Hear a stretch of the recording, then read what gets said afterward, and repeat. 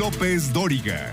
Periodismo de experiencia, el análisis, las primicias, entrevistas con los protagonistas de la noticia. Joaquín López Dóriga, haciendo la diferencia en información. Muy buenas tardes, tenga usted muy buenas tardes. Es la 1:30 en punto, pero en punto tiempo del centro de México. Yo soy Joaquín López Dóriga, transmitiendo para usted con mucho gusto, como todos los días, en vivo. En vivo desde la Ciudad de México para toda la República Mexicana a través de 95, sí, a través de 95 estaciones de radio en todo el país y a través de otras 30 estaciones de radio más para nuestros paisanos en Estados Unidos. En California, Arizona, Texas, Nueva York, Illinois, Georgia, Utah, Kansas, Oklahoma, Carolina del Norte y del Sur, Tennessee, Oregon, Colorado y Florida. Y hoy es viernes.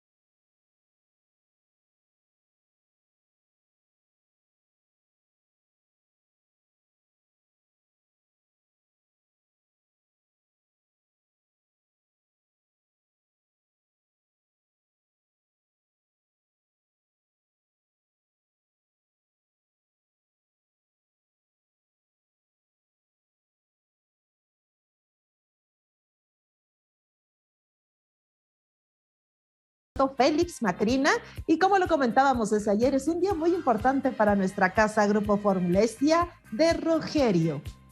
querido Rogerio, gracias por todo lo que has hecho, por todos los que estamos aquí en este gran proyecto y realidad de comunicación total que es Grupo Fórmula. Te queremos mucho, es un gran personaje y muchas felicidades, que seas feliz. Te abrazamos con cariño.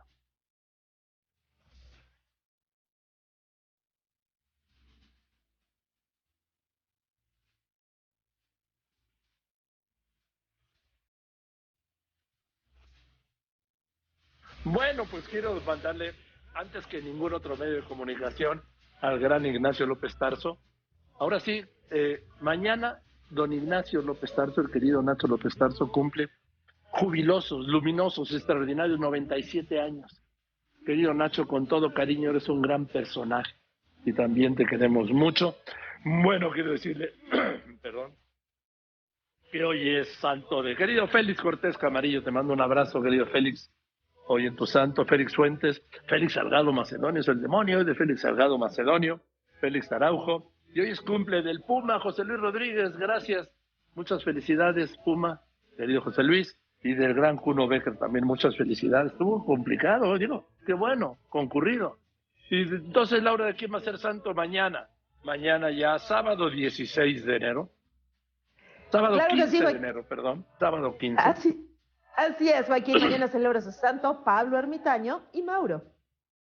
Bueno, pues muchas felicidades a todos ellos. Saludos al equipazo. Lola, ¿cómo estás?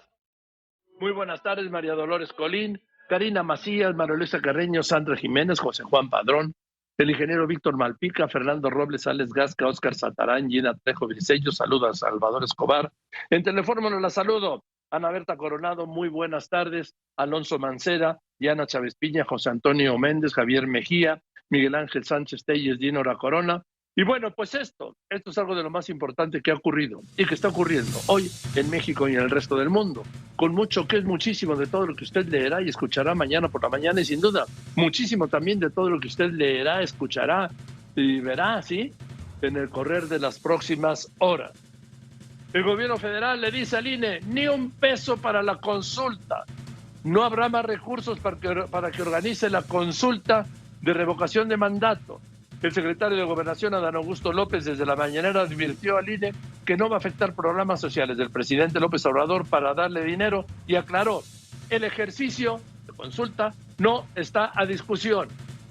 En el tema de la salud, el secretario de Gobernación insistió en esta narrativa de que hay escasez de pruebas COVID, que es lo que le dijo el doctor López-Gatell el martes, ¿sí? Pero que está de todos modos haciendo pruebas todos los días, sí, todas las pruebas, sí, Adán Augusto hacen pruebas todos los días, pero muy por debajo del número de contagios, lo que impide conocer estadísticamente el número real de contagios. Le preguntaron si quería ser presidente en 2024, pues, y dijo que no sudo calenturas ajenas. Repito, bien contestado Adán Augusto López Hernández. Cuando le preguntaron quién es el presidente en 2024, no sudo calenturas ajenas. Bueno, el gobierno federal advirtió que los patrones deben reconocer el permiso COVID-19 como incapacidad laboral y que no deben pedir la prueba de diagnóstico como requisito para concederla. Entonces, ¿cómo es? Nada más a la palabra. Es que es una distancia de verdad con la realidad. Estudiantes del CIDE protestan otra vez en la Ciudad de México contra las pretendidas reformas a los estatutos de esa institución. El CONACYT canceló de última hora la asamblea donde iba a celebrar esta mañana que aprobaría el último golpe, bueno, un clavo más, al CIDE. La Asociación de Control de Armas de Estados Unidos selecciona al canciller Marcelo Ebrard como persona del año 2021 por sus esfuerzos en el control de armamento. Citigroup confirma, está tomada la decisión de vender Banamex. El proceso de venta empezará en la primavera, dijo. Señaló que la banca de consumo es un gran negocio, pero que ellos ya no la quieren. Y en el resto del mundo. Policías italianos rechazan ponerse cubrebocas FFP2 porque dicen son de color rosa. Además afirman que esto afecta su reputación. A partir del domingo, Hong Kong prohibirá escalas de pasajeros procedentes de 150 países, esto para evitar contagios de COVID. El gobierno británico ofrece disculpas a la reina por 2 fiestas en Downing Street, horas antes de los funerales del príncipe Felipe de Edimburgo en abril del 2021. Por esto y la fiesta de mayo del 2020 en plena pandemia, aumentan las voces que piden la renuncia del primer ministro Boris Johnson. Sigue la pesadilla del tenista Novak Djokovic, y es que la justicia de Australia cancela otra vez su visa por no informar que no tenía vacuna. El presidente de Serbia acusa al primer ministro australiano de maltratar al tenista. Y en Dinamarca, la reina Margarita celebra sus 50 años en el trono. En un momento le doy todos los detalles. Continuamos. Visto y leído. López Dóriga, un periodista con cobertura total.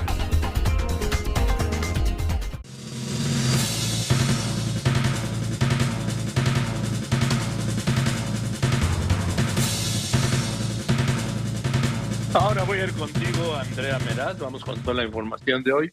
El tema de las hospitalizaciones por COVID. Todos los funcionarios del gobierno de la ciudad, del gobierno federal, dicen que no hay problema, que porque no ha aumentado la hospitalización. Y creo que hay otras cifras, ¿no, Andrea? Joaquín, buenas tardes. Las hospitalizaciones por COVID aumentaron en un 75%. Para el 31 de diciembre se reportaban 2.416 personas que habían ingresado a una unidad médica. Hasta el último corte del 13 de enero, 4.230 pacientes se encontraban hospitalizados. ¿Le puede usted decir que hay hospitales privados que ya habían sido reconvertidos, habían sido pues descovidados, ¿sí? Los habían reconvertido a COVID, ya estaban en su vida normal, fueron otra vez reconvertidos a COVID y están llenos. Héctor Herrera. La pandemia no cede, Joaquín, ya que en las últimas 24 horas se reportan 257.283 casos activos. Se registran además más de 4,5 millones de casos estimados acumulados y suman desafortunadamente 300.912 fallecimientos por complicaciones asociadas al virus. Gracias. En medio de todo esto, el Aeropuerto Internacional de la Ciudad de México volvió a la normalidad. La normalidad también es un desastre del Aeropuerto Internacional de la Ciudad de México, pero no el caos que se presentó hace una semana por el problema básicamente de Aeroméxico, que es la línea que más vuelos tiene, la más importante, de que personal de mostradores, de tierra me refiero a los que están atrás de los mostradores con los aviones, de sobrecargos y pilotos, habían resultado contagiados de COVID. Hoy ha vuelto la anormalidad del aeropuerto, que sigue siendo un desastre la entrega de las maletas. Enrique Hernández. Joaquín, ¿qué tal? Te informo que este viernes el Aeropuerto Internacional de la Ciudad de México lució sin tumultos ni cancelaciones. Vuelos nacionales e internacionales se realizaron con normalidad.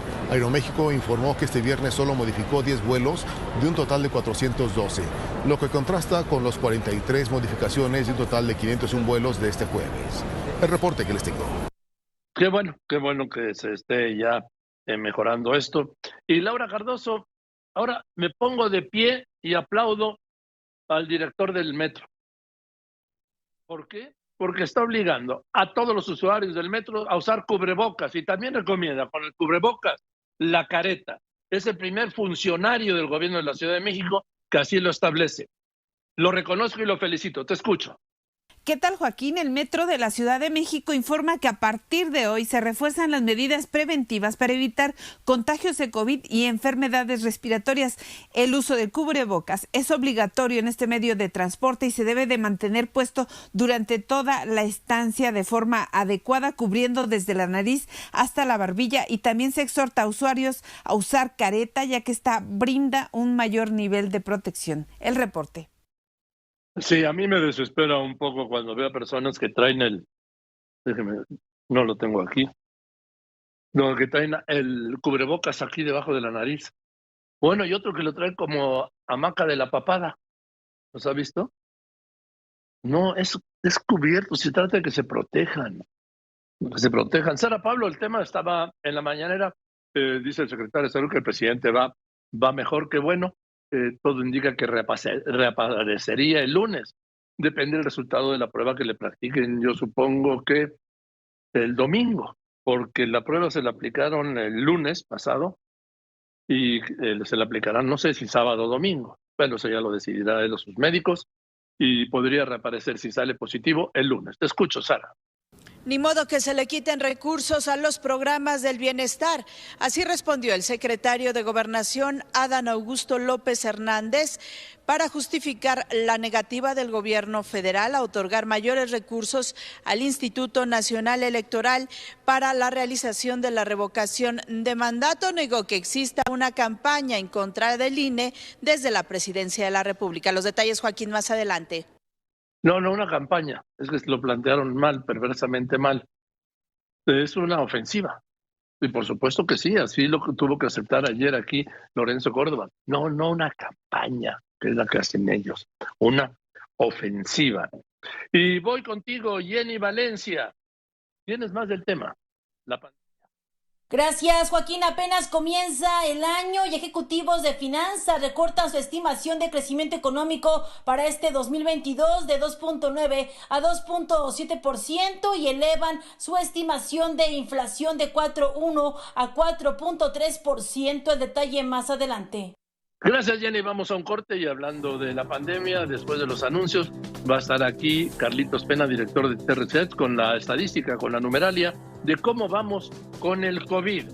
Debería decir cuáles son los municipios del país con mayor pobreza. Los de siempre están en el sureste mexicano. Y el CONACYT de plano suspendió la asamblea donde iba a darle un golpe al CIDE para mandar el CONACYT ya directamente en el CIDE, ¿sí? Catán 3 casas en Acapulco relacionadas con Julio César Serna. Continúa. Quédese aquí en Radio Fórmula, cadena nacional e internacional con López Dóriga. Después de los mensajes, López Dóriga tiene todo lo que está ocurriendo en este momento en México y en el resto del mundo.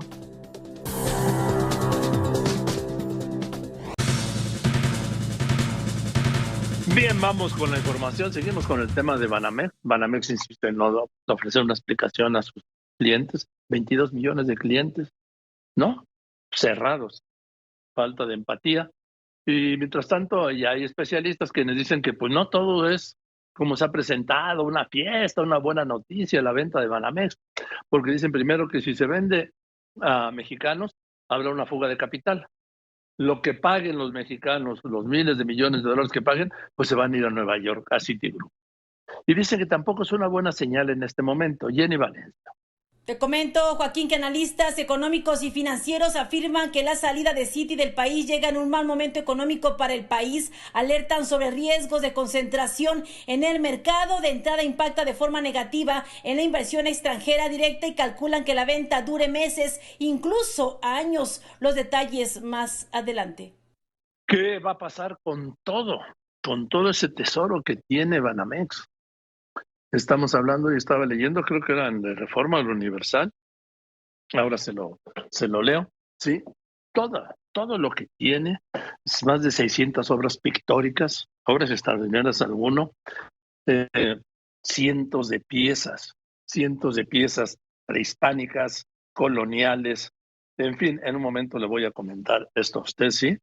Pero lo que le quiero decir mientras tanto es que voy a ir contigo, Óscar Zúñiga. Sigue creciendo el conflicto del CIDE, sigue creciendo, lo está provocando el mismo CONACYT, el gobierno, pues. ¿Hasta dónde quieren llegar? Te escucho, Óscar Zúñiga. Joaquín, estudiantes del CIDE piden a la directora del CONACYT, María Elena Álvarez Bulla, no destruya más a su institución. Joaquín. Héctor Herrera. En el país hay 30,000 municipios con alto índice de pobreza, Joaquín, de los cuales el 80% se encuentra en estados del sureste. Esto lo dice la organización Acción Ciudadana frente a la pobreza y subraya que en los últimos 6 años 400 de estos municipios empeoraron esta situación. Gracias, hasta ahora se da cuenta la Profeco del tema de los cornflakes. ¿Qué pasó, Jenny Valencia, con los cornflakes? Te informo, Joaquín, que la Profeco y la COFEPRIS inmovilizaron 380,000 piezas de productos Kellogg's por incumplir la norma 051 de etiquetado de alimentos al presentar irregularidades en su empaque con imágenes animadas y omisión de sellos de exceso de calorías o azúcares y presentar leyendas o imágenes. El detalle más adelante. Gracias, Judith Mora, te escucho. El gobierno británico se ha disculpado formalmente ante la reina Isabel II por 2 fiestas que tuvieron lugar en su sede de Downing Street el pasado 16 de abril, la víspera del funeral del príncipe Felipe de Edimburgo y cuando el Reino Unido estaba en duelo, informó este viernes un portavoz. La fuente dijo que los eventos en los que no estaba presente el primer ministro Boris Johnson fueron lamentables y confirmó que se han presentado disculpas ante el Palacio de Buckingham. Judith Mora, desde Londres, para la agencia EFE.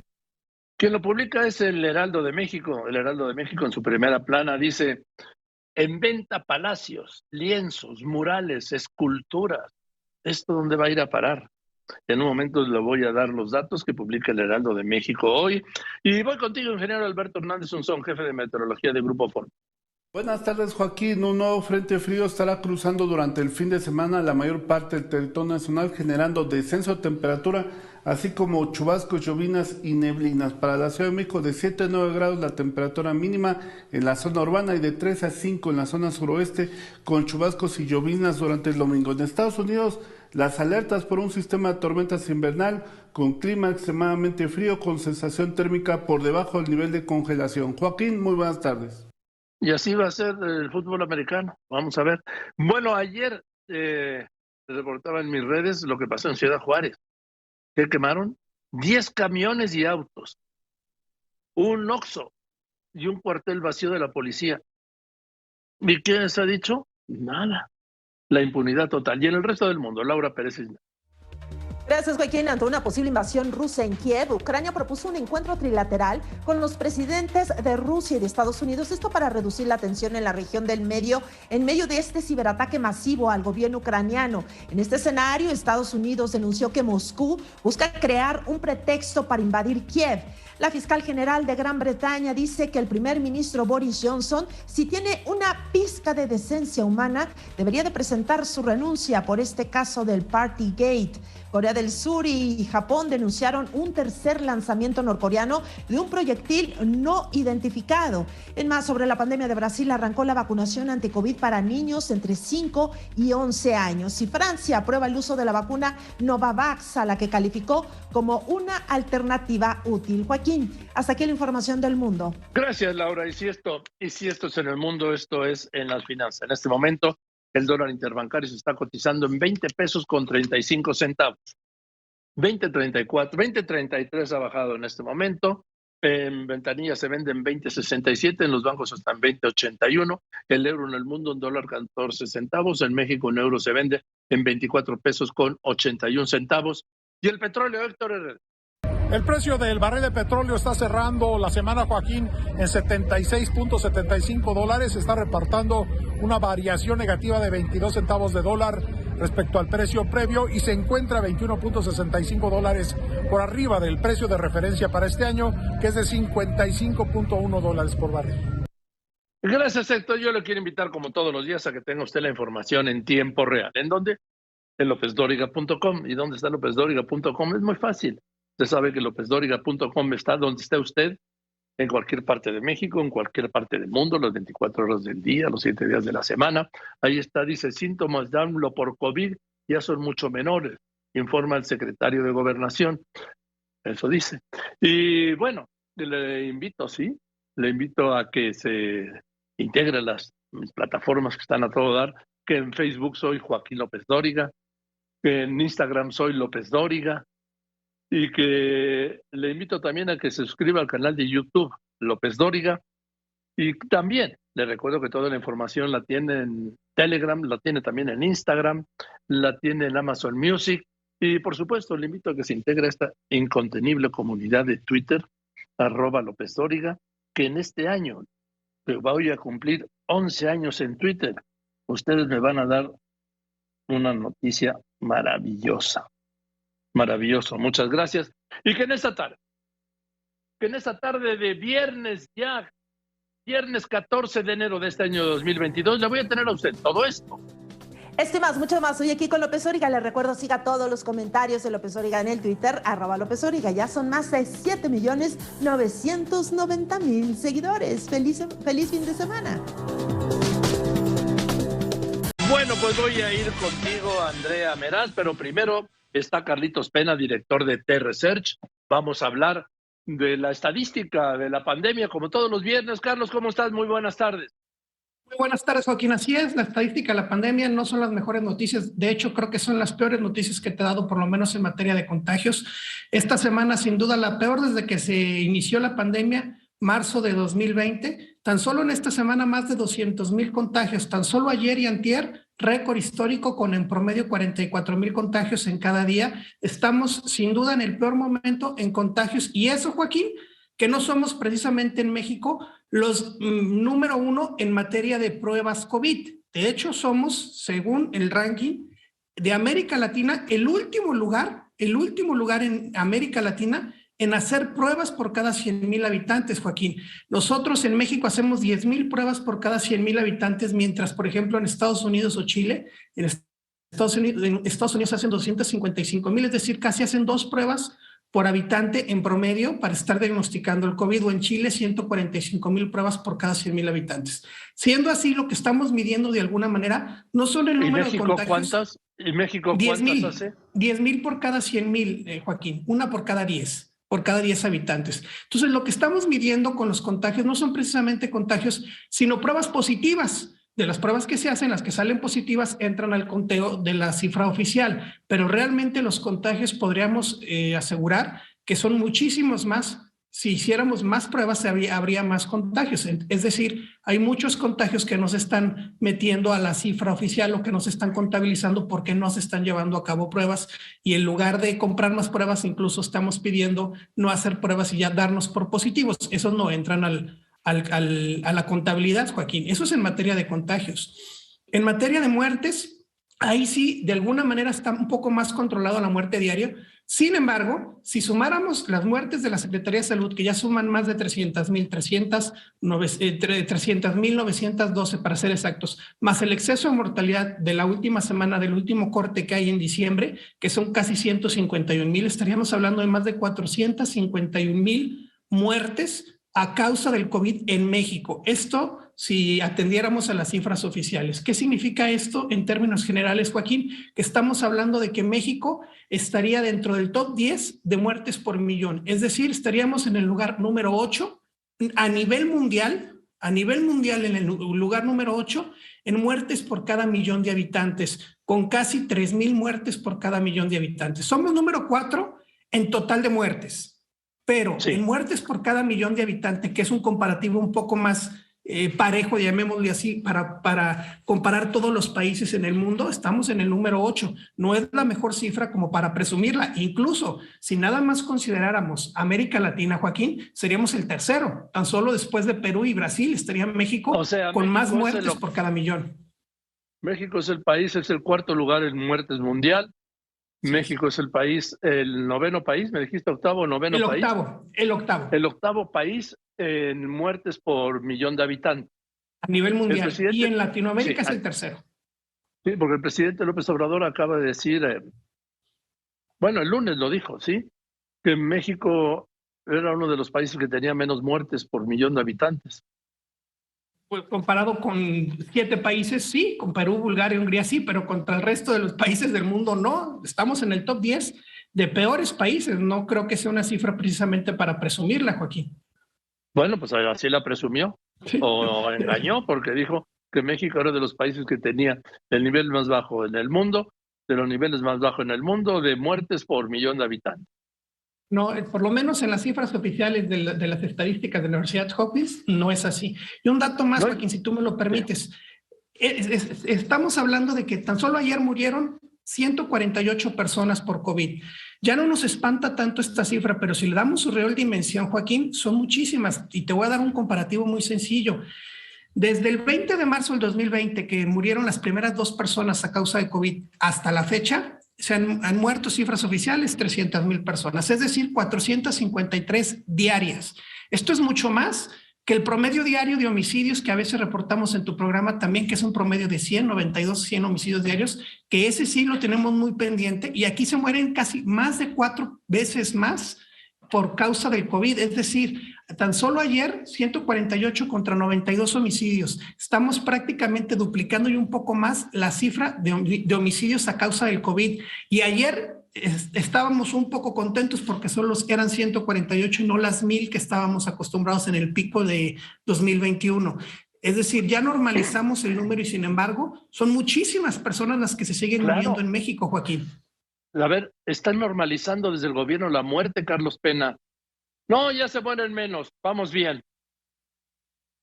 Sí, 148 no son para nada menos. Se escandalizan por 90 homicidios y aquí mueren 148 por COVID. Insisto, son muchísimas más y parece que ya se nos hace normal ver esto menos de 150. Al gobierno. Así es, ya el normalizar la cifra no es tan buena opción porque son 148 familias tan solo ayer que perdieron a alguien. Y otro dato que me dio el doctor Erdely, que conoces tú, que me dijo que, dio 2 datos, que al 20 de noviembre, con el incremento del exceso de mortalidad, iban 646,000 muertes relacionadas con el COVID, no las 300,000 de ahora. Digo, más del doble. Y segundo, que México era, esto me lo dijo la doctora Lorian, me dijo que México era el primer lugar mundial de letalidad, es decir, relación muerte-contagios, cuando el promedio es del 2%, México tiene el 7,5% de letalidad, el promedio más alto del mundo de letalidad por COVID. Eso es mucho a causa de que se hacen pocas pruebas, entonces por lo mismo solo registramos muy poquitos contagios.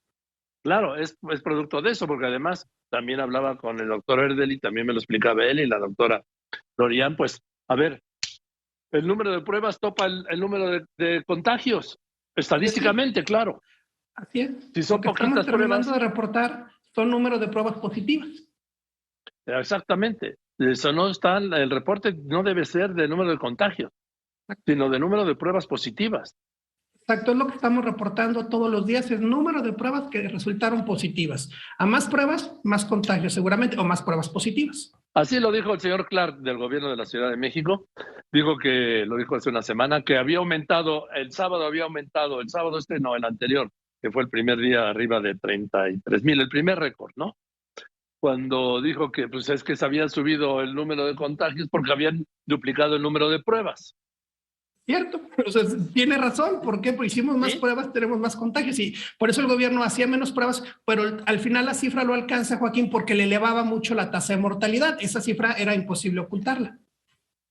Así es. En fin, Carlitos, pues vamos a ver qué es lo que pasa. México ocupa el 8º lugar mundial de muertes por millón de habitantes. Así es. México ocupa el 4º lugar mundial en número total de muertes, considerando el reporte diario de salud, que ahora va en 300,000, un poquito más de 300,000. Así es, correcto.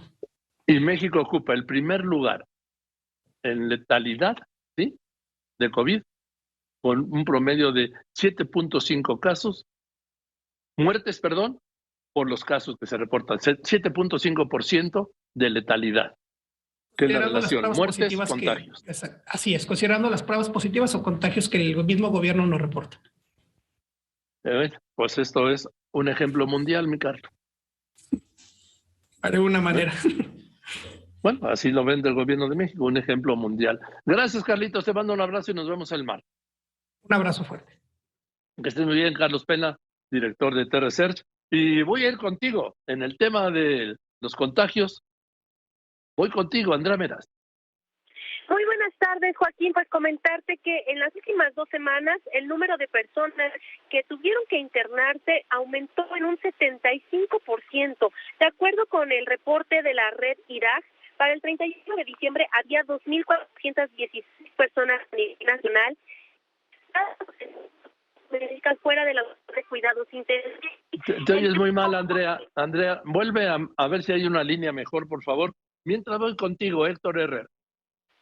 Sí, Joaquín, ¿cómo estás? Te saludo con gusto. Bueno, pues nuevamente hablando de los números de esta pandemia, porque pues no cede, estaríamos hablando ya de 4,5 millones de casos estimados acumulados y bueno, desafortunadamente 300,912 lamentables defunciones prácticamente desde el inicio de la pandemia en febrero del 2020. De acuerdo con estas cifras, Joaquín, en las últimas 24 horas estaríamos hablando de 43,523 nuevas personas que reportaron este cuadro sintomático que está vinculado con la enfermedad del COVID-19 y por supuesto dieron positivo al resultado de la prueba y con eso tendríamos prácticamente pues terminando una semana pues muy contagiosa, por decirlo así, Joaquín, porque se han registrado las 3 cifras más altas de contagio pues desde que inició esta pandemia.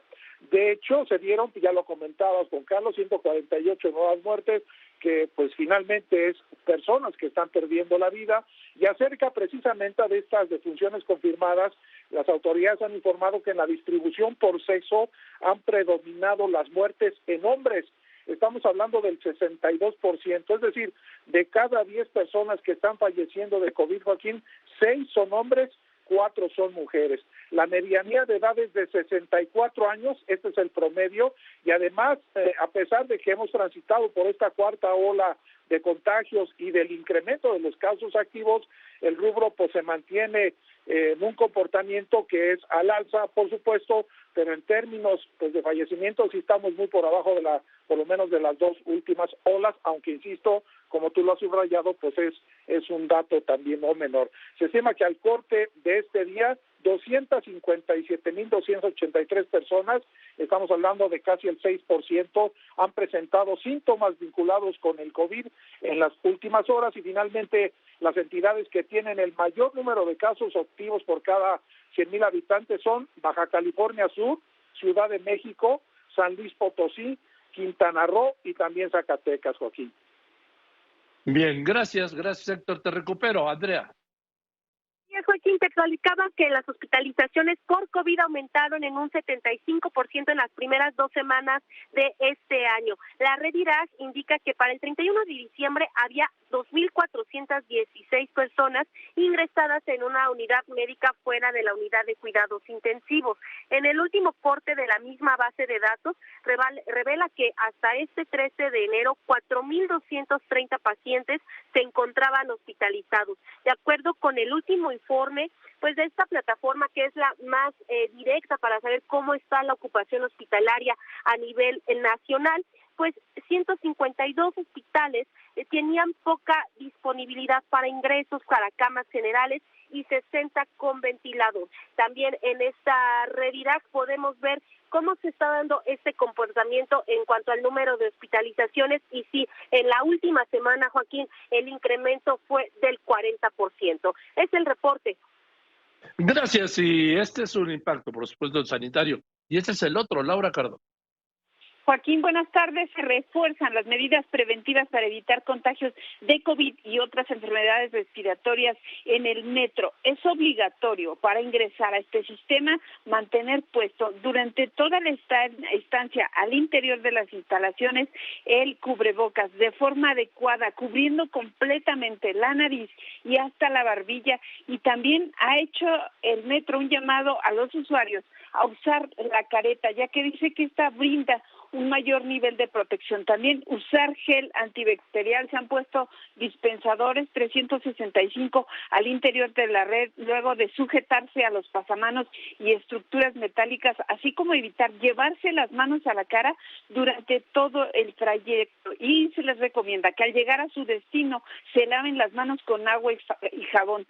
También les recomienda permanecer en silencio y evitar hablar, cantar, gritar o llamar por teléfono celular. Esta decisión está encaminada a disminuir la emisión de gotículas de saliva que se generan al hablar y con ello reducir la posibilidad de contagio en este espacio tan cerrado. En caso de toser o estornudar, se debe cubrir la zona de la nariz y boca con el ángulo interno del codo. Y como medida sanitaria básica y primordial, el metro recomienda evitar ingerir alimentos o bebidas dentro de las instalaciones, ya sea al interior del vagón, así como en las zonas de acceso, pasillos, derribo o transbordo. Va a haber un grupo de personas, Joaquín, brigadas que van a estar recorriendo en horas pico las estaciones con mayor afluencia para hacer estas recomendaciones, vigilar que se cumplan y así evitar más contagios. El reporte, Joaquín.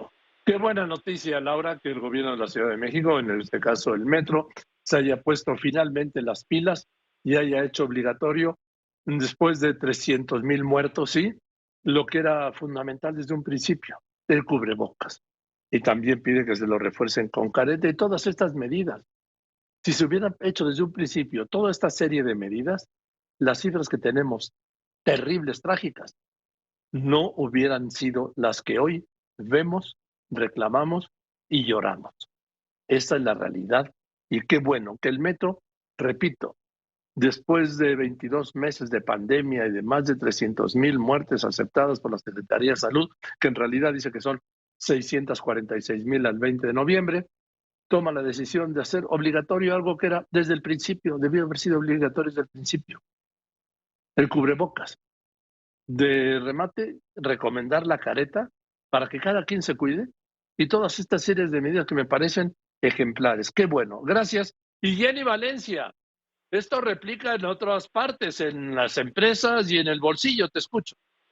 Así es, Joaquín, comentarte que apenas empieza el año y ejecutivos de finanzas bajaron su estimación de crecimiento económico para este 2022 al pasar de 2.9 a 2.7% y cierren su pronóstico del 2021 al 5.4%, Joaquín. En cambio, el Instituto Mexicano de Ejecutivos de Finanzas elevó su estimación de inflación para este año de 4.1 a 4.3%, esto debido a la permanencia y efectos de la pandemia y también de sus variantes como Omicron, por lo que prevén que la tasa de interés interbancaria a un día para el cierre de este año se incremente, Joaquín, a 6.50%. Es el reporte, Joaquín, estamos atentos.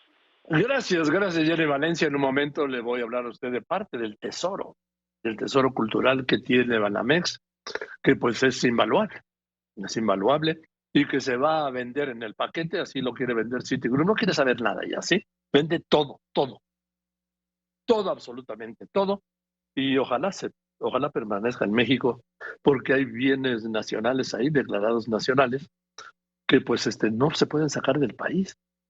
Pero si lo compra un extranjero, o quizás hasta un mexicano, lo venda, ¿a quién? Pues también al mejor postor para recuperar la fortuna que le van a meter. Voy a los anuncios después de los anuncios. Bueno, la Ciudad de México empezará la vacunación de a todos los mayores de 50 años la semana que viene. COFEPRIS autoriza el uso de emergencia de la pastilla anticovid de Pfizer, pero solo la tienen en el gobierno. Hoy se va a dictar sentencia por el delito de secuestro agravado. ¿Se acuerda usted de este sujeto, el Marro, el jefe del cartel de Santa Rosa de Lima, allá en Guanajuato? Hoy lo van a sentenciar.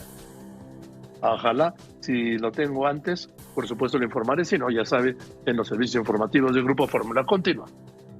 Es aquí en Radio Fórmula, cadena nacional e internacional con López Dóriga. Recuerde que ya viene el fin de semana. Es muy importante que si puede, quédese en casa. Y voy contigo, Laura Pérez Cisneros. Laura Pérez Cisneros tiene más información. Adelante. Gracias, Joaquín. Sigue aumentando las hospitalizaciones por COVID en el país a medida que se han disparado los contagios. Hoy casi 258,000 casos activos confirmados en México. A pesar de este aumento de contagios y hospitalizaciones en la Ciudad de México, seguirá en semáforo verde, pero la próxima semana va a empezar la vacunación a todos los mayores de 50 años en todas las alcaldías. El secretario de Gobernación, Adán Augusto López, insistió al INE que no habrá más recursos y le advirtió que la revocación de mandato no está a discusión. Le preguntaron si quería aparecer en la boleta presidencial en el 2024 y respondió que él no suda calenturas ajenas y que está enfocado en su trabajo en la Secretaría de Gobernación. El CONACYT canceló de última hora la asamblea que iba a celebrar esta mañana, donde aprobaría cambios a los estatutos del CIDE. Citigroup anuncia que espera que se venda Banamex para esta primavera. Joaquín, hasta aquí la información. No, hombre, no la van a vender esta primavera. ¿Por qué? Porque está muy complicado. Y sobre esto de Citigroup, Jenny Vale. Analistas económicos y financieros advierten que el anuncio de Citi de vender Banamex llega en un mal momento económico para México. Gabriela Siller, directora de Análisis Económico y Financiero de Banco Base, manifestó que la salida de Citi del país afectará los ingresos de por sí mermados de la inversión extranjera directa y de ser adquirido el banco por un grupo financiero mexicano, el flujo en la inversión extranjera será negativo, aunque descartó que afecta al sistema bancario, pues México cuenta con una regulación rigurosa y exigente a raíz de la crisis de 1994. La salida de Citi de México tomó por sorpresa a algunos analistas. Sin embargo, hay que recordar que la banca mexicana es bastante sólida, dada la regulación que cambió desde la crisis de 1994, por lo que no hay nada que temer. Sin embargo, pues esta salida de Citi, si la vende a un banco o a una institución local, se verá reflejada como un flujo negativo en la inversión extranjera directa. Habrá que ver quién es el postor, en cuánto se vende, y seguramente esto va a tomar varios meses, si no es que años. José Luis de la Cruz, director del Instituto para el Desarrollo Industrial y el Crecimiento Económico, aseguró que el anuncio de la salida de Citi del país no se da en el mejor momento para la economía mexicana. Alertó que al ser pocos los jugadores que podrán pagar el valor de los activos de Banamex, calculados hasta en $15,500 millones, se corre el riesgo de que aumente la concentración en el mercado. Asimismo, destacó que el hecho de que Citi solo mantenga su negocio de clientes institucionales marca un panorama poco favorable para la inversión en México. Aunque, a decir de Daniel Becker, presidente de la Asociación de Bancos de México, el mercado mexicano es suficientemente atractivo para la banca, por lo que anticipó que habrá varias instituciones financieras interesadas en adquirir los negocios de banca minorista y empresarial que incluyen la licencia y la marca. Este proceso durará seguramente algunos meses, y una vez que ya la transacción se lleve a cabo, pues tendrá que pasar todos los tamices que tienen que pasar cualquier grupo accionario que quiera incursionar en el sector bancario, y que el grupo que compre es un grupo que tenga todas las credenciales para poderse quedar con un activo como Banamex. Entre los postores se vislumbran entidades financieras internacionales como Santander y Scotiabank, y entre los locales posiblemente Banorte, Inbursa y Banco Azteca. Cabe destacar que Bank of America Global Research calculó que el valor de los activos de Banamex rondan entre los 12.500 y 15.500 millones de dólares, por lo que el proceso puede tardar meses e incluso años. Para Grupo Fórmula, Jenny Valencia. O sea que dice que está valuado entre 12.500 millones y 15.500 millones de dólares. Lo que le comentaba ayer, como 12.500 millones de dólares, eso pagó Citibanamex al grupo que encabezaban en 2001 Roberto Hernández y Alfredo Harp por Banamex. Sí, 12.500 millones, hoy 20 años después, ¿valen lo mismo? Bueno, allá sus cuentas.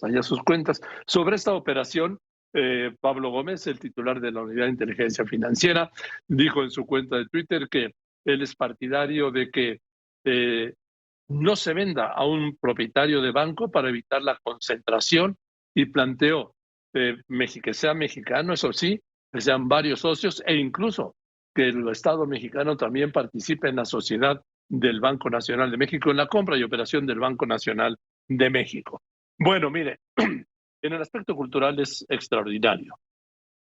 Alberto Gómez Alcalá, director corporativo de Estudios Económicos y Asuntos Institucionales de Citibanamex, dijo al Heraldo de México que, bueno, que existen circunstancias sobre el destino del enorme acervo cultural del banco que no está en sus manos. Dice, no sabemos qué va a pasar, no sabemos la respuesta en lo que pueda pasar con la venta con el nuevo dueño, pero lo que sí creemos es que la marca es muy fuerte y que en el nombre llevamos nuestro compromiso. Sí, el compromiso que tienen ahora, pero vamos a ver cuando llegue un nuevo dueño, ¿sí? Dice, no tenemos un avalúo como tal de la colección porque es invaluable. Estamos hablando de que dijo que son al menos 600 obras, entre óleos, acuarelas y esculturas de los artistas mexicanos más representativos. Los bienes incluyen, bueno, esto ya no es de la parte cultural, son 1.200 sucursales, pero en la parte cultural, los edificios bienales, los palacetes, ¿sí? Del Palacio de Iturbide, ahí en el Paseo Madero, que es extraordinario. La Casa del Mayoral, que es donde estuvieron en algún momento las oficinas centrales, ahí le gustaba despachar a Roberto Hernández, que está también en el Centro Histórico de la Ciudad de México. La Casa del Mayorazgo en San Miguel Allende, qué preciosa. La Casa Montejo en Yucatán, ¿qué le digo? En Mérida, ¿sí? Y también tiene una casa en Durango. El Xúchil, el palacete de Xúchil en Durango, exactamente. Incluye la colección de arte popular, el archivo histórico con más de 90,000 objetos. O sea, es un tesoro que no está valuado, porque dicen que es invaluable, pero sí está asegurado. Entonces, esto es lo que está en duda sobre su futuro. ¿Qué harán los nuevos dueños? No lo sabemos. Y no sé hasta dónde podría intervenir el Estado en algunos bienes. Voy contigo, Óscar Zúñiga. Estudiantes del CIDE piden a la directora del CONACYT, María Elena Álvarez Bulla, no destruya más a la institución. Con gritos del CIDE existe porque resiste, alumnos se manifestaron con cacerolazos afuera de las oficinas del CONACYT, en donde exigen a la directora María Elena Álvarez Bulla que no transgreda a la institución y que se respete el reglamento y sus estatutos, pues de no ser así, desaparecerá el CIDE como hasta hoy se conoce. Sentados en las escaleras del edificio del CONACYT, los estudiantes, en voz de Luis Ángel Carrillo, señalaron que seguirán manifestándose para que no se cometa este asalto al CIDE. Esperemos que haya cordura por parte de los asociados para que no destruyan una institución, no solo el CIDE. En cualquier institución donde se decidan hacer estos cambios sería un escándalo, en cualquiera. Dejar en manos de una sola persona, haya o no insultado a su comunidad, es peligroso. Y más si es una persona que nos ha insultado constantemente, que ha dicho que somos un grupo de interés, que somos esponjas de lo que nos dicen nuestros profesores, que la lucha no es contra nosotros, que nosotros ¿por qué nos metemos? Es preocupante que una persona así dirija el CIDE con un poder absoluto. Esperaríamos que los asociados rectifiquen en caso de votar a favor y que entiendan que ninguna institución, sea educativa o sea que sea, se merece una persona controlando así cualquier institución, compañeros.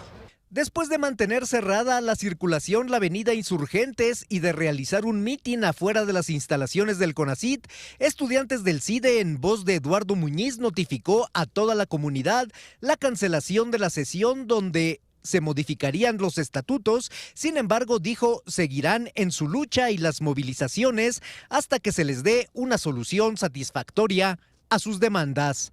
Nos han confirmado que se opusieron al llamamiento ilegal de esta asamblea.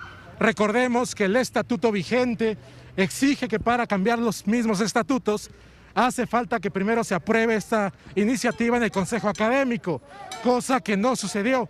Es decir, la doctora Álvarez Bulla convocó de manera ilegal a esta asamblea y afortunadamente la razón y la legalidad nos asistió y algunas instituciones que la integran se negaron a participar en función de esta ilegalidad. No significa que se haya cancelado la intentona golpista, pero al menos se suspendió gracias a la colaboración de estos socios y al trabajo de la UDG, de la ULAB y de todas las universidades que nos asisten. Los estudiantes se retiraron de las instalaciones del CONACYT realizando una marcha manifestación hasta el Parque Hundido, donde tomaron sus transportes de regreso al CIDE. La comunidad del CIDE es pequeña, pero está apoyada por otras instituciones del país para defender su autonomía. Con imágenes de Alberto Tlauis, Óscar Zúñiga, Grupo Fórmula. Le recuerdo que hay una especie de consejo, los socios que dicen los estudiantes, que tienen que aprobar todas las decisiones importantes, por ejemplo, el nombramiento del director, que es lo que la directora del CONACYT, la doctora Álvarez Bulla, quiere quitar para que sea nada más un nombramiento directo, por dedo, de ella en este caso, o de quien dirija el CONACYT, que es lo que se oponen los estudiantes. Y también se oponen los integrantes de esta junta o sociedad, ¿sí? Como ocurrió la vez anterior, y entre ellos está la Secretaría de Relaciones Exteriores, está Hacienda, está el INE, ahí está el INE. Yo me acuerdo que aquí dijo el secretario del Consejo General del INE que no había votado, porque dijo la doctora Álvarez Bulla que la votación había salido por unanimidad, la del doctor Tellaeche. Y no fue así. Engañaron, mintieron. Héctor Herrera, esto es una realidad que ningún gobierno ha podido remediar. Ni de lejos, te escucho. Héctor.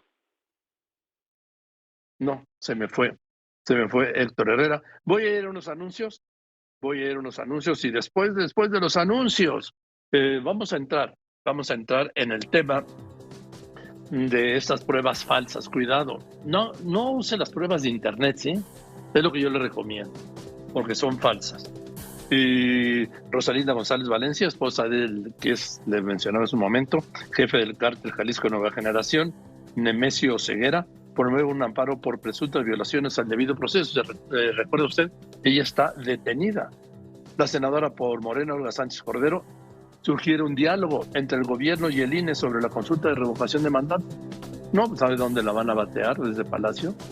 Bueno, atrás de la valla. Continuamos. Quédese aquí en Radio Fórmula, cadena nacional e internacional con López Dóriga. Recuerde que viene el fin de semana. Aumente los cuidados de su salud. Quédese en casa. Cuide a su familia. Querido doctor Jan Meyer, ¿cómo estás, querido Jan? Buenas tardes. Buenas tardes, mi querido Joaquín López Dóriga. A tus órdenes. A ver, doctor Jan Meyer, ¿hasta dónde va a llegar el conflicto del CIDE? Que yo veo que el gobierno no solo lo está dejando crecer, sino que está por momentos agravándola, como esta decisión que iba a tomar hoy de batear los estatutos para que el nombramiento, decisiones como el nombramiento del director ya dependiera exclusivamente del dedo de quien sea director o directora del CONACYT. Así es, y no podemos contestar porque nuestro presidente de la República, que es un político, un coyote con muchas horas de desierto, quizá está demasiado aislado por los cortesanos y no se da cuenta de lo que está pasando. ¿Cuándo abrirá los ojos? Yo creo que depende de él. Si él no le pone un alto a la directora de CONACYT, el asunto seguirá. Hoy tuvimos no una victoria para nada, pero sí una sorpresa agradable. Hoy a las 9 de la mañana debería reunirse la asamblea de socios para ratificar las modificaciones radicales y catastróficas introducidas al estatuto del CIDE por la doctora Álvarez Bulla, y eso hubiera significado realmente la muerte del CIDE. No entro en detalles. La sorpresa es que Bancico, el representante de Bancico, pidió la postergación de la sesión, invocando un pretexto tan formal y tan mínimo que, pues como dice el pueblo, a buen entendedor, pocas palabras. Dijo que le habían entregado con 7 minutos de retraso la convocatoria. 7 minutos demasiado tarde y que por eso pedía la postergación. Y lo que pasa es que los socios, la famosa asamblea de socios, pues por lo menos la mitad de ellos ya pues ha despertado su sensibilidad. Gracias a la tenacidad de los estudiantes que siguen ocupando las instalaciones del CIDE, gracias a los 2 plantones, el de ayer en el Senado, y gracias al hecho de que la Comisión Permanente del Senado nos volvió a recibir, y el plantón de hoy en CONACYT, y gracias también al creciente apoyo de otras comunidades estudiantiles y académicas. Vinieron de Guadalajara 3 camiones de 3 autobuses de estudiantes, profesores y trabajadores.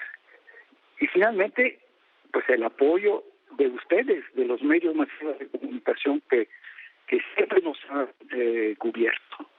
Entonces, yo no sé por qué el presidente de la República no se da cuenta de que si el CIDE es muy chiquito, el asunto ya está tomando proporciones.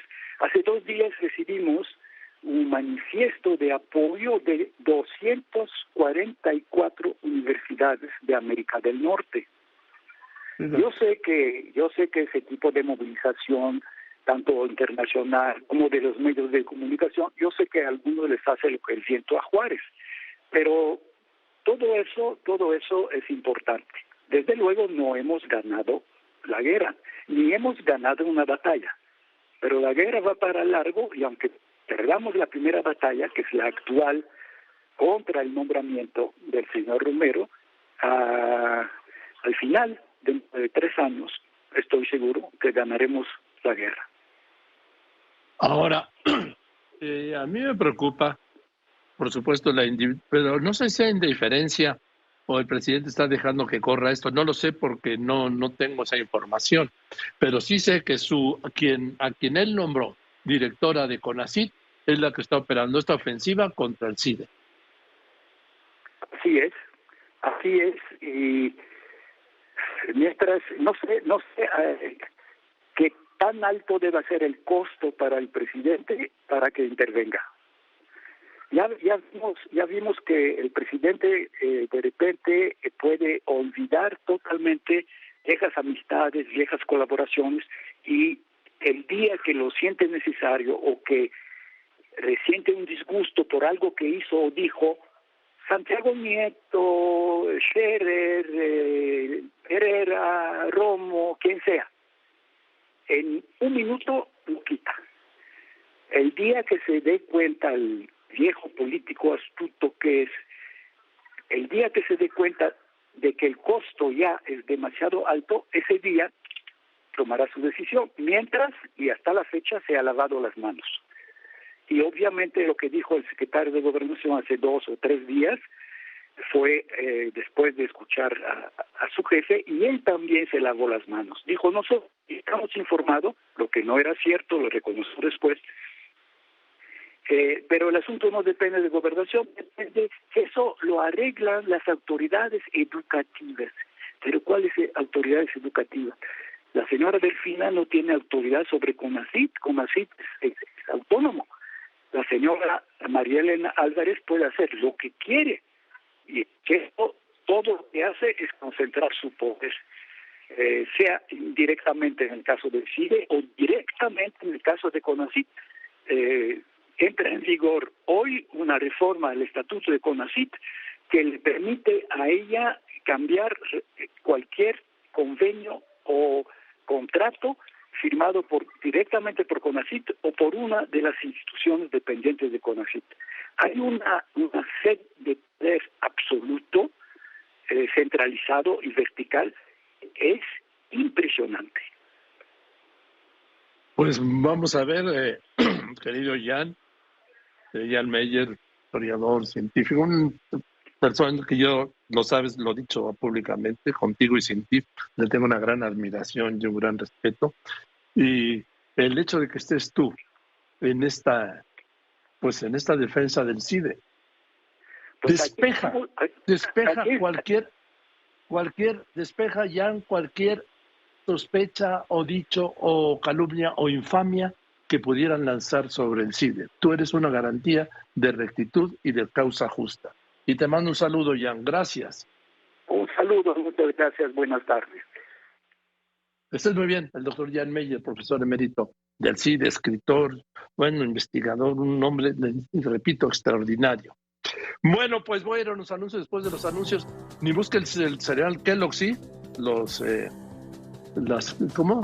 Del Kellogg's. El Rice Krispies y las Zucaritas, ¿sí? ¿Por qué? Porque se los llevó todo la Profeco. Va a ver la historia. Continúa. Quédese aquí en Radio Fórmula, cadena nacional e internacional con López Dóriga. Recuerda que este 2022 López Dóriga es su mejor compañía.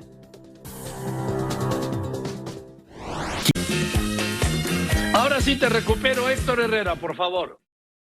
¿Qué tal, Joaquín? Otra vez te saludo. Fíjate que en el país hay 30,000 municipios con un alto índice de pobreza, de los cuales el 80% se encuentra en estados del sureste. Esto lo va a conocer la organización Acción Ciudadana frente a la pobreza, y también esto pues sale de los datos de Coneval.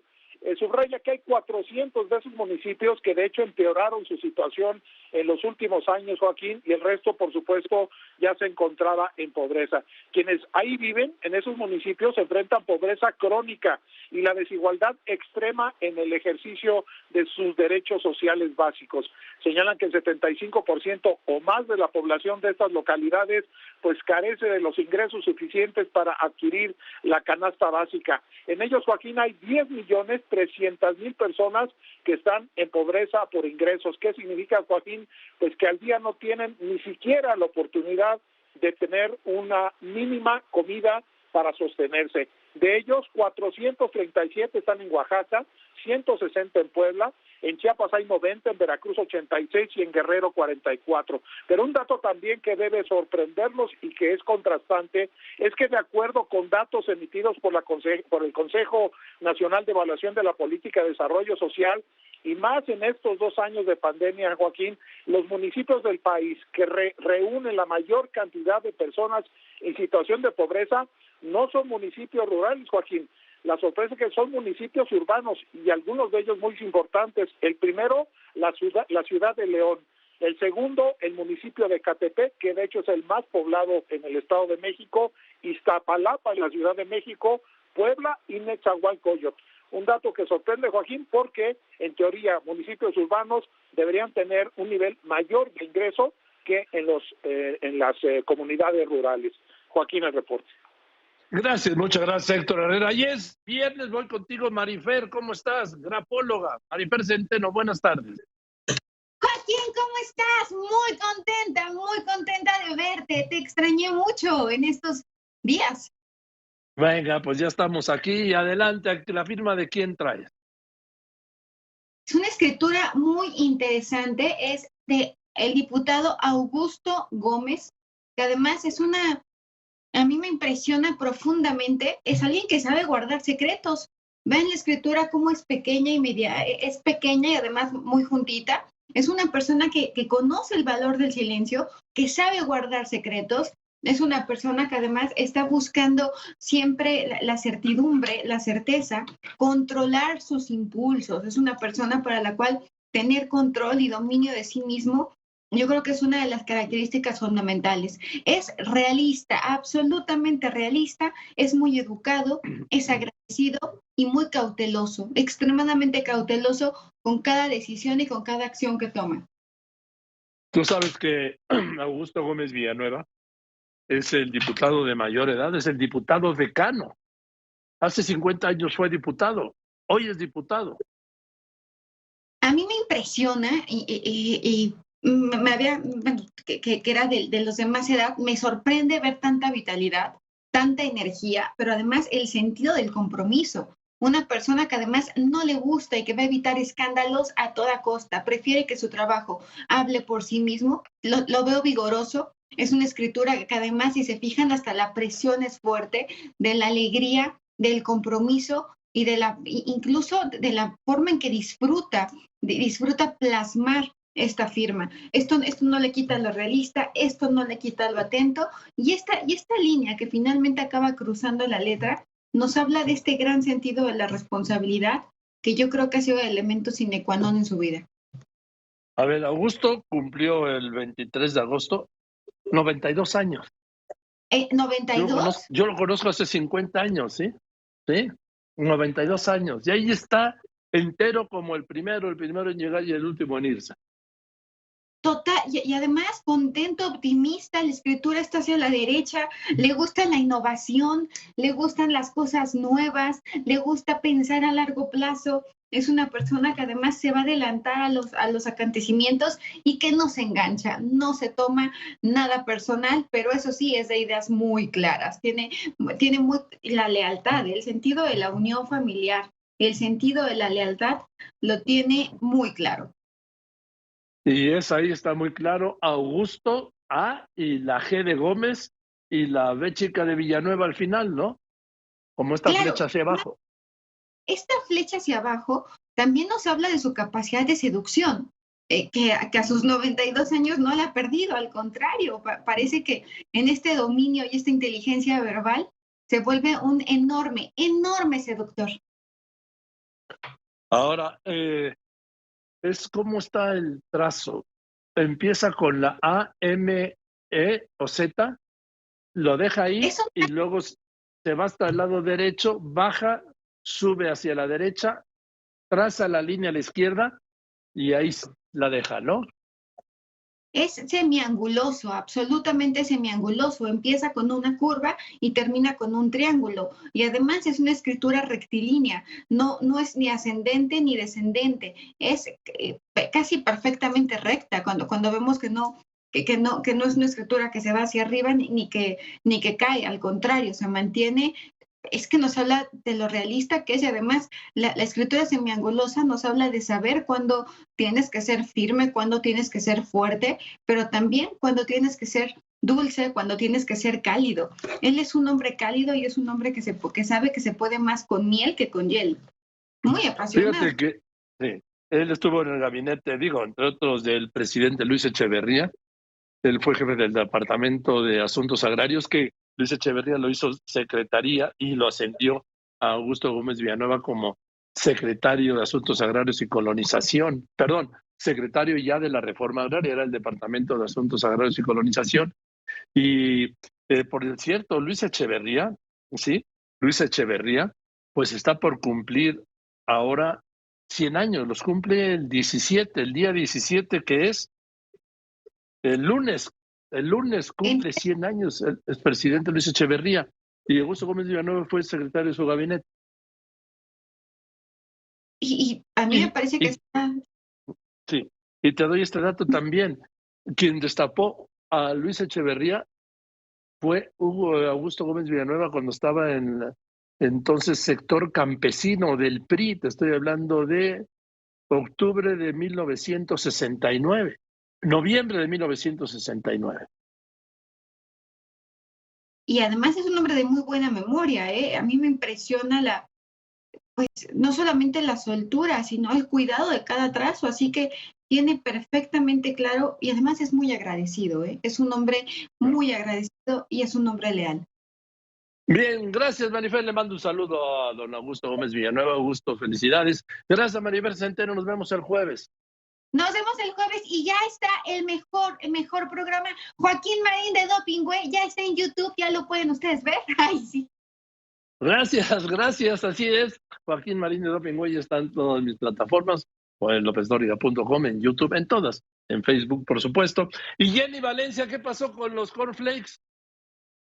Hola, ¿qué tal, Joaquín? Te comento que la Profeco y la COFEPRIS inmovilizaron más de 380,000 piezas de productos Kellogg's por incumplir la norma 051 de etiquetado de alimentos al presentar irregularidades en su empaque con imágenes animadas y omisión de sellos de exceso de calorías o azúcares añadidos y presentar leyendas o imágenes interactivas en productos con sellos de advertencia. Entre los productos, Joaquín, que fueron inmovilizados, destacan hojuelas de maíz con flex, empanizador granulado, cereal de arroz inflado, cereal de trigo, maíz y arroz con vitaminas y minerales, Special K en su presentación original, equilibrio, antioxidantes y energía, así como cereal de trigo, maíz, arroz y avena mezclado con hojuelas con cobertura, sabor chocolate y notas de café latte y grano entero. Todos estos productos, Joaquín, fueron inmovilizados, en total 380,000 piezas a nivel nacional,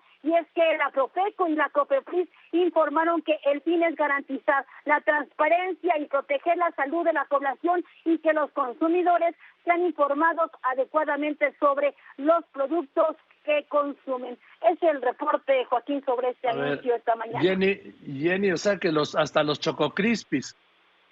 Todo, Joaquín, arrasaron con todo, principalmente por estas animaciones, dibujos que son mascotas también de estos etiquetados por años que se han manejado, al igual que también porque algunos sí no tenían el sello de exceso de calorías, al igual que azúcares, y por tal motivo es que arrasan tanto con los cornflakes que todos los días desayunamos la mayoría de los mexicanos, así como también empanizado granulado, cereales, el Special K y también, Joaquín, café, incluso y grano entero, al igual que tú señalas, los famosos Choco Crispies, Joaquín. Sí, son de chocolate y los Rice Krispies. Gracias que hablabas del arroz inflado y todo esto, y lo iba traduciendo mentalmente. Gracias, que estés muy bien. Gracias, Jenny Valencia. Voy a unos anuncios. Después de los anuncios, hoy le preguntaron en la mañanera al secretario de Gobernación que cómo ha soltado el brazo, Bien. Le preguntaron al secretario de Gobernación, oiga, ¿usted quiere ser presidente? Y lo importante no es la pregunta, ese era el sentido de la pregunta, y les dijo muy rápidamente, yo no sudo calenturas ajenas. Tómala, continúa.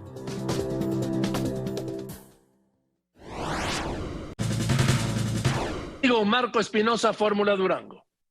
¿Qué tal, Joaquín? Buenas tardes. Te saludo con gusto y te informo que el día de ayer dio inicio la vacunación de refuerzo para el personal educativo en Durango Capital y que, a decir de los maestros que acudieron a recibir la vacuna Moderna, se ha realizado con fluidez y de manera organizada.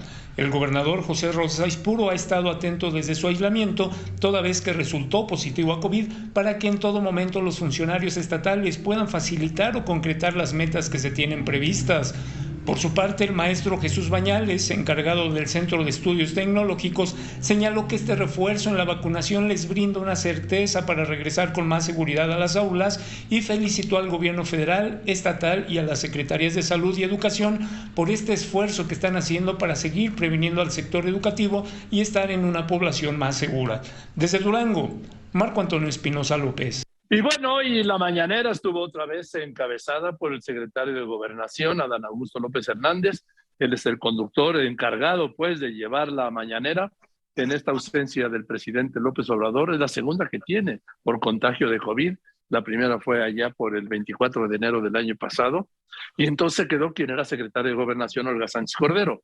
Ahora está Adán Augusto López Hernández. Hoy hasta le preguntaron de que si se ve candidato presidencial y contestó, pues muy a la tabasqueña, ¿sí? Dijo, yo no sudo calenturas ajenas. No sudo calenturas ajenas. En la mañanera quedó claro que no le van a dar ni un peso al INE porque no hay para que lleve a cabo la consulta de revocación de mandato. ¿Qué va a pasar? Pues que el INE la va a hacer con lo que tenga. la va a reducir al tamaño de su presupuesto, que son como 1.500 millones de pesos, y así se llevará a cabo el 10 de abril, el próximo 10 de abril, la consulta de revocación de mandato. Con esta reducción de casillas a una tercera parte, es muy difícil que participe el 40% del padrón electoral.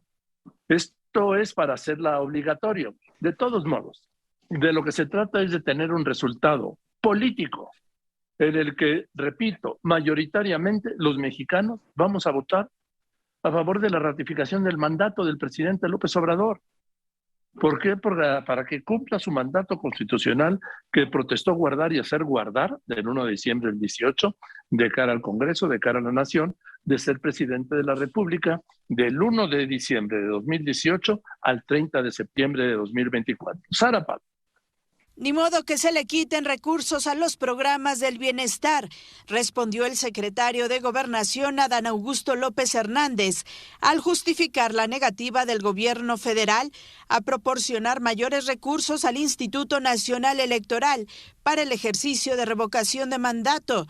Dijo que más allá del tema presupuestal, será responsabilidad del órgano electoral garantizar la consulta en los términos que marca la ley, y el plan de austeridad propuesto por la presidencia busca dar una alternativa para reunir los 3,000 millones de pesos necesarios.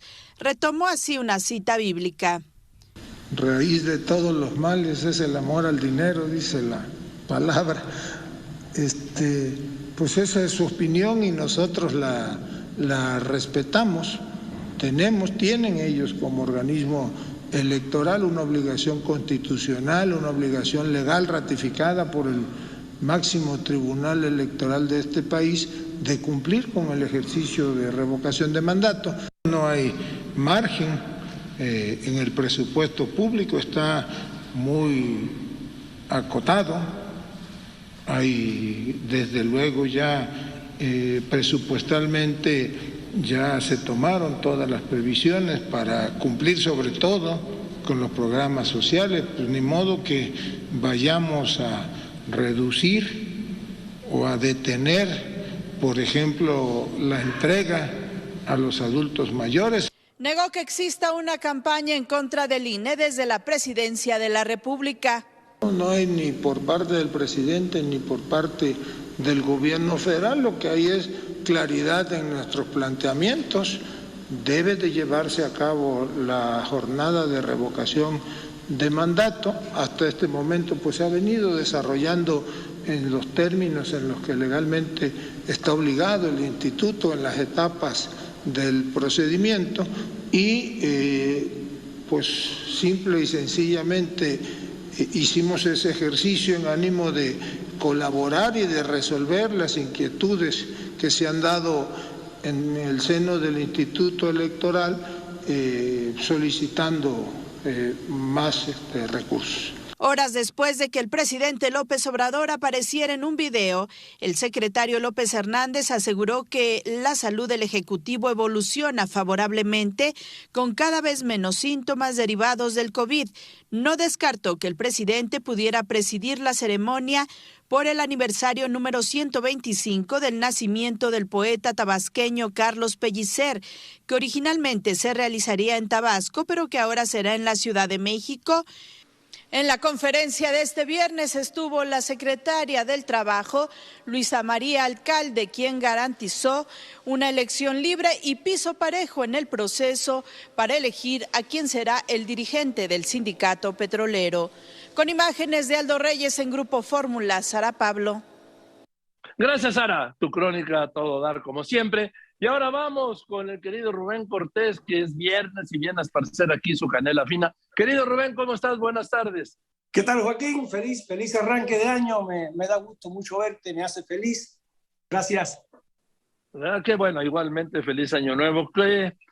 ¿Cómo ves el año? ¿Cómo ves las cosas? Han pasado mucho. Van a ver, pues, Rubén, van 14 días de este año y todo lo que ha pasado. Sí, mucho. Yo creo que es un presagio. Sé que a principios de año casi todo este asunto de la fe y de que uno quiere que vaya bien, pero mira los números, no hay un número que indique que nos vaya a ir bien, Joaquín. No hay una declaración siquiera, las más optimistas, incluso desde el gobierno, que nos vaya a ir bien. El propio presidente dice que tengamos fe, que todo va a salir bien. La miel de abeja. Hoy el secretario de Gobernación, este mismo estilo de gobierno, realmente es populista. Populista quiere decir que es un lenguaje fácil, que se acerca a las personas con dicharachos. Creo que vamos a seguir. El crecimiento no viene bien, va a ser de un dígito apenas. No creo, Joaquín, el crimen organizado está, ya tú llevas muy bien la cuenta, ya van 104,000, iban hace poco, a fin de año. No, van más de 110,000, más de 110,000 homicidios dolosos al día de hoy. Eso entonces no presagia bien. Es preocupante la andanada contra el INE. Creo que estos instintos autoritarios que lo son, no es un asunto de crítico, no es un asunto son intentos autoritarios. El INE tiene que prevalecer. Por suerte, las mediciones que le dan al presidente, Joaquín, le dan al presidente una aceptación de 8, 7, algunas, la de Roy le da casi 8 de cada 10 de aceptación. Esas mismas mediciones dicen que la institución que más respetan los mexicanos es el INE. Ya superó al ejército. Entonces, creo que eso es una esperanza, que sea un forceps ahí para el gobierno, para estos instintos, insisto, autoritarios. Y hay cosas, Joaquín, mira, hay cosas que entre tanto no se ve, pero a mí como observador de la política, creo que, mira, me inquieta, es un tema que a mí me interesa mucho, en este acuerdo de México con Estados Unidos de aceptar ser un tercer país, acepta México que vengan aquí los migrantes que no son aceptados allá en espera del juicio, pero solamente los que hablen español. O sea, no acepta México migrantes que no hablen español. Ojo, esto es preocupante, es una política de Estado.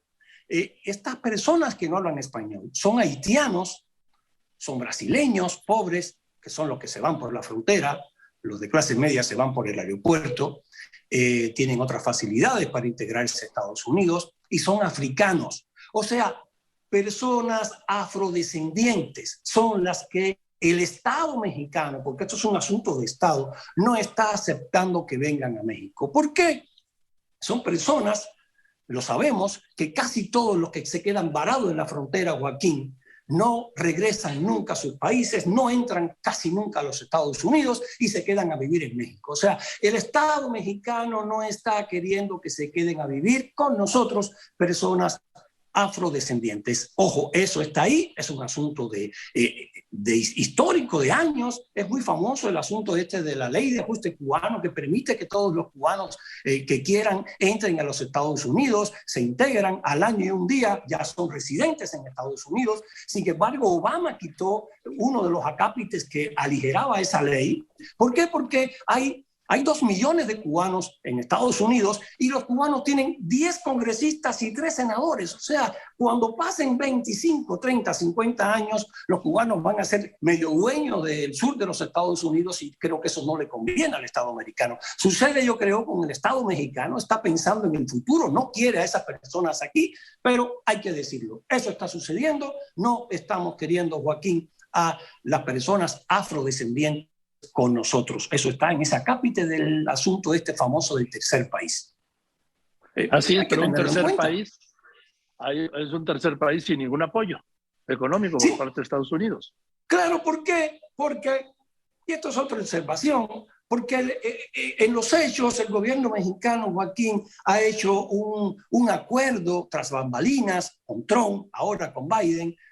Hago lo que sea acá, tú no te metes, tú no intervienes, y a cambio yo te garantizo, me como esta papa de los migrantes, pongo el ejército, hago todo lo que sea y yo me encargo, pero tú no te metes acá. Por eso es la pasividad de Estados Unidos, que siempre ha estado preocupado con con la paz social en México, con la estabilidad mexicana a lo largo de los años, a lo largo de estos 200 años de Estados Unidos como Estado, y ahora no le está ocupando. Realmente 110,000 muertos al lado de acá, por homicidio, por las drogas, que están matando en Estados Unidos a casi 100,000 personas al año, básicamente por la nueva droga esta, el fentanilo, que está acabando con la sociedad estadounidense. Entonces, fíjate todo lo que está sucediendo, los cárteles, el presidente que no quiso que la DEA entrara y ahora más o menos se está permitiendo,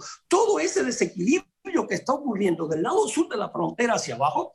Estados Unidos está callado la boca, antes no lo hubiera permitido, hubiese hecho algo, dicho por lo menos, dicho coloquialmente, chillado, no lo está haciendo. Hay un acuerdo, hay una militarización notable de la sociedad mexicana. El ejército está infiltrado ya, está penetrando casi todos los órganos de gobernanza civil. Y Estados Unidos está tranquilo. ¿Por qué? Por eso, porque está cambiando muro en los hechos, un muro en el sur de su frontera, bien, que no vayan migrantes y que nosotros hagamos ese trabajo, Joaquín.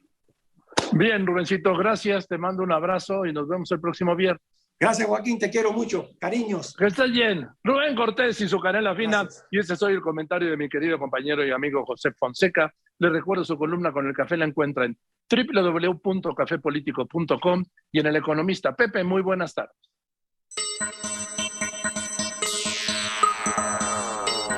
Buenas tardes, Joaquín.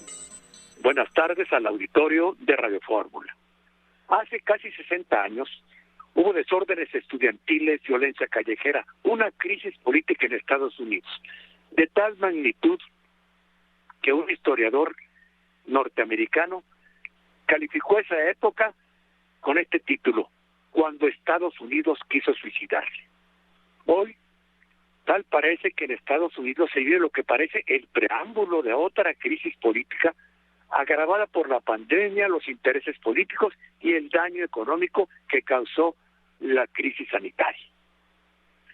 No es tan impensable un cambio que, por temporal que fuera, resultara en un clima de intolerancia en Estados Unidos similar al de la Guerra Fría, cuando los norteamericanos no toleraban la neutralidad de sus aliados, socios y amigos. Me pregunto si en Palacio Nacional, Joaquín, alguien ha calculado ese probable escenario en el que Estados Unidos le exigiera a México definiciones como socios y como aliados. Gracias y buenas tardes, Joaquín. Gracias, don Pepe. Y El País, Karina Macías. Gracias, Joaquín.